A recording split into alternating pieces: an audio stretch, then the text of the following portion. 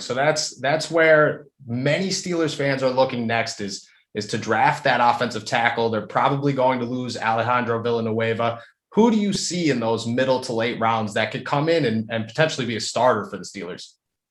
I think there's a real interesting prospect, but I think there's risk involved, and that's Walker Little out of Stanford. He was one of the top recruits in the country. He's a 6'7", 310 man. He's got great athleticism, but he's had injury issues, so there's a little bit of an unknown there.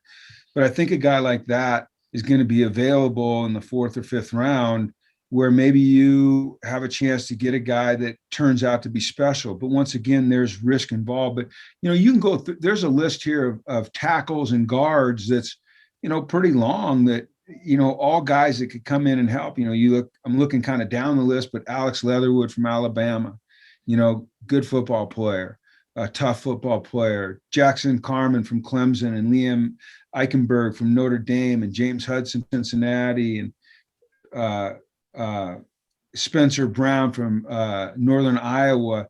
Those guys are all guys that are going to play in the league, whether it be at guard or tackle, that can help.